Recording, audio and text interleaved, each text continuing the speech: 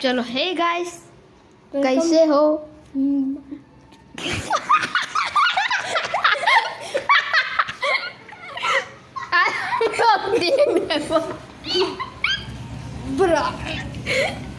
आज हम लोग देखने वाले हैं कुछ फैक्ट्स। चल शुरू करते हैं क्या? हाँ, करते हैं। टूथब्रश में लाइंस क्यों होता है? बचपन का ये कौन सा शो था जो आपको 80% डिप्रेशन में डाल रहा था और आप इसे ऐसे ही देखते जा रहे हो? कैसे ये वेदर न्यूज आपको जानबूझकर पूरा गलत बताया जाती है? रीजन होश उड़ाने वाला है और आपने कई मॉडल्स में ये ऐसा कर्व देखा होगा, लेकिन एक्चुअली में किस काम का होता है? रीजन बहुत इंटरेस्टिंग है, तो इस वीडियो को पूरा देखना। वीडियो शुरू करने से पहले वीडियो को लाइक करके चैनल को सब्सक्राइब मार देना यार। नंबर 17 यार, जो नोटबुक हम यूज करते हैं वो ऐसे सेम शेप की नहीं बनती। नोटबुक्स को काफी बड़ा बनाया जाता है, उसके बाद उन्हें प्रिंट करते हैं और उसके बाद उन्हें कट करते हैं। जैसे नोटबुक बनता है ना, ऐसा ही बनता है। पहले उनको बीच से अलग करके 2 मीडियम साइज की नोटबुक में बनाते हैं और फिर उनको फिर से कट करके प्रॉपर शेप में काटा जाता है। ऐसा इसलिए करते हैं क्योंकि छोटे पेपर कट करके फिर उनसे बड़ी बुक बनाना ज्यादा मेहनत का काम है। उससे अच्छा बड़ी नोटबुक को कट करके छोटी बनाया जाए। नंबर 16 आपके सिंपल से हैंडराइटिंग देखकर भी आपके पर्सनालिटी के बारे में काफी कुछ पता लगाया जा सकता है। साइकोलॉजी के हिसाब से अगर किसी के हैंडराइटिंग मेरा राइटिंग तो पता है ना, घूसा छोटी है तो व्यक्ति काफी शाय है, इसी के साथ वो स्मार्ट और पढ़ाई में भी काफी अच्छा होता है। और वही जिन लोगों की हैंडराइटिंग बहुत ही ज्यादा बड़ी होती है वो अक्सर ज्यादा बोल्ड लोग होते हैं और इन लोगों को बाहर जाना भी पसंद है और इन्हें अटेंशन भी काफी अच्छा लगता है। हाँ, ये सबके लिए तो सेम नहीं होता, लेकिन मेजॉरिटी लोगों के साथ ऐसा ही देखा। ये लोग ना बहुत फेंकते हैं यार। हैंडराइटिंग से क्या हो सकता है? नंबर 15 एआई और वीआर टूल्स पढ़ाई को हमेशा के लिए चेंज करके रख देंगे। जैसे कि ये देखो, एप्पल के वीआर सेट का किस तरीके से पढ़ाई करने के लिए भाई वो भी दिखाता है क्या?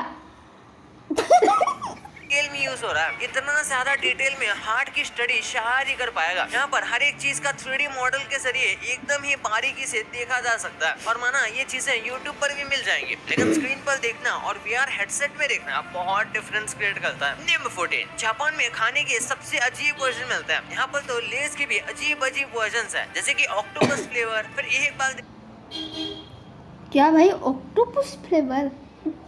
देखो, ईल फ्लेवर की आइसक्रीम। ईल एक ऐसी मछली है जिसे कई लोग खाना अवॉइड करते हैं क्योंकि ये बहुत अजीब दिखती है, लेकिन जापान में इसे बड़े टेस्ट साथ खाया जाता है और ये वही मछली है जो इलेक्ट्रिसिटी भी पैदा करती है और लोगों को ये बहुत अच्छी लगती है और इसी वजह से इसकी फ्लेवर आइसक्रीम में आती है। चलो माना इस मछली का टेस्ट अच्छा होगा, लेकिन आइसक्रीम के साथ तो ये बहुत बेकार ही लगता होगा।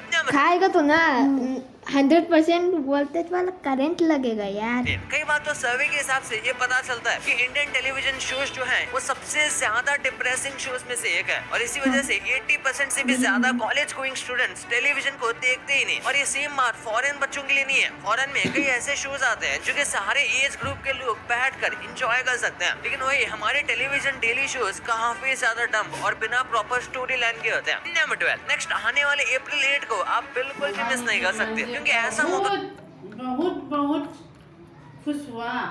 अगर आपको 375 इयर्स के बाद मिलेगा। दरअसल इस दिन सोलर एक्लिप्स होने वाला है और ये प्रॉपर सोलर एक्लिप्स होने वाला है।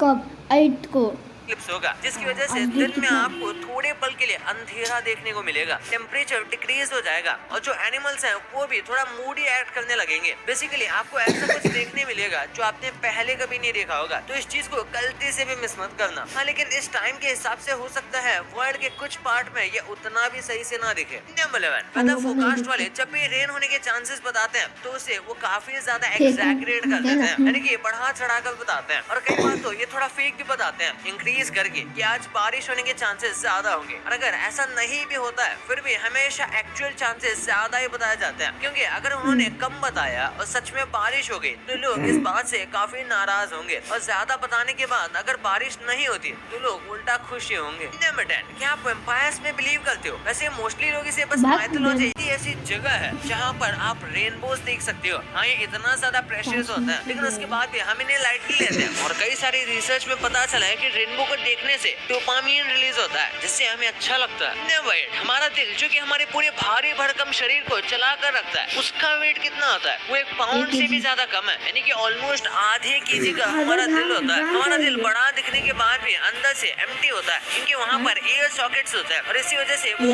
बहुत सारा हल्का रेनबो ये तो इलेक्ट्रिक वाला है ना।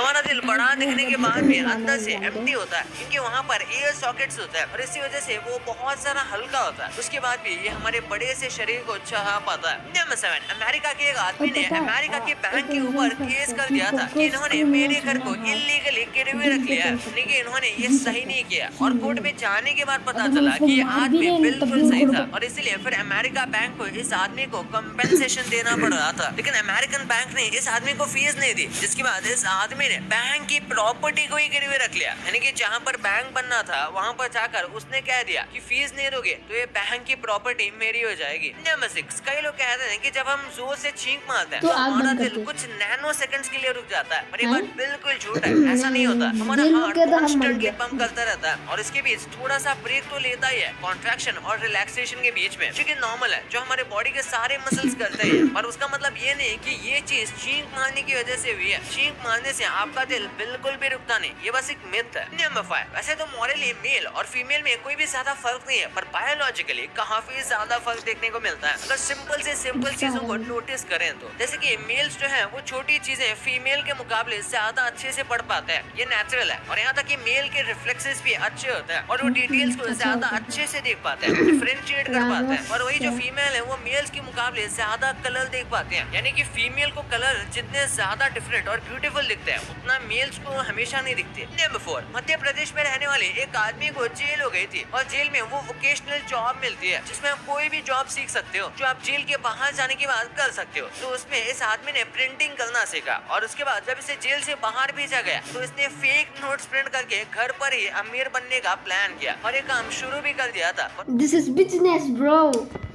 ऑब्वियसली कुछ ही देर बाद इसे पकड़ लिया गया और फिर इसे ही जेल हो गई, यानी कि जेल में रहकर भी गलत काम ही सीख रहा था।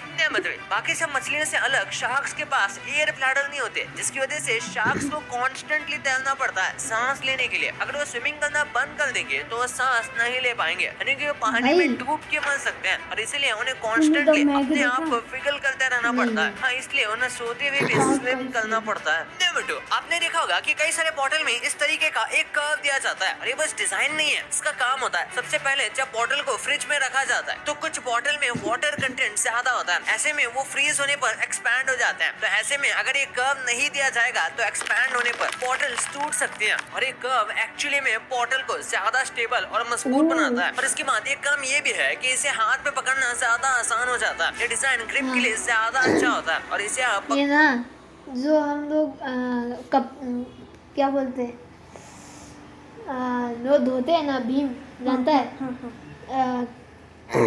बर्तन वगैरह धोते हैं, करके शेक भी कर सकते हो और ये आपके हाथ में नहीं गिरेगा क्योंकि इसका शेप ऐसा है। और उसके बाद एक आखिरी काम ये भी है कि आप इसे स्क्वीज कर सकते हो। अगर आप नोटिस करोगे तो इन बॉटल्स को स्क्वीज करना नॉर्मल बोतल के मुकाबले ज्यादा आसान होता है क्योंकि ये शेप उसे फ्लेक्सिबल बनाता है। नंबर 1, टूथब्रश के अंदर आपने ये वाली लाइन कई बार देखी होगी। कई लोगों को लगता है कि टंग को क्लीन करने के लिए बनाई जाती है, लेकिन ऐसा नहीं है। वो लाइंस इसके नीचे होते हैं या फिर टूथब्रश के पीछे होते हैं, ब्रिसल्स के ऑपोजिट में, पर इसका काम अलग है। दरअसल कई जगह पर छोटे बच्चों के टूथब्रश कई बार नहीं मिलते और कुछ जगह पर ये नॉर्मल से ज्यादा महंगे होते हैं। तो ऐसे में जो छोटी लाइंस होती है ये बनाई जाती है ताकि छोटे बच्चे भी टूथब्रश को पकड़ सकें। यूजुअली वो ऐसा नहीं कर पाते क्योंकि उनके हाथ काफी छोटे होते हैं और टूथब्रश नीचे से काफी मोटा होता है और ऊपर पतला होता है और इसलिए वहाँ पर क्रिप दी जाती है ताकि बच्चे और अच्छे से पकड़ सके। और टूथब्रश की बात कर ही रहे हैं तो एक बार देख लो दुनिया के सबसे छोटे टूथब्रश को। ये बहुत सारा क्यूट तो है पर उसी के साथ ये काम भी अच्छे से कर लेता है। ये बंदा जो दिख रहा है होता है और ऊपर पतला होता है और इसलिए वहाँ पर क्रिप दी जाती है ताकि बच्चे और अच्छे से पकड़ सके। और टूथब्रश की बात कर ही रहे हैं तो एक बार देख लो दुनिया के सबसे छोटे टूथब्रश को। ये बंदा है ना, ये यूट्यूबर है, ये डांट का इन्फ्लुएंसर, कुछ खाता है फिर फिरता है फिर ब्रश करता है। क्यूट तो है पर उसी के साथ ये काम भी अच्छे से कर लेता है। इसे देखकर लगता होगा कि इतने अच्छे से वर्क नहीं करता होगा पर ये एकदम अच्छे से ही वर्क करता है। और ऑब्वियसली बड़े वाले टूथब्रश जितना efficient नहीं। ये तो आपको पता चल गया, पर आप इन एनीमे या फिर कार्टून्स के डार्क एपिसोड्स को नहीं जानते थे। आप चलो को लाइक एंड सब्सक्राइब करते हैं और रिव्यू बताते हैं। Shout out to this guy and it's bye bye guys. मज़ा आया होगा। अफसोस कि नेक्स्ट वीडियो में मिलेंगे। Bye bye.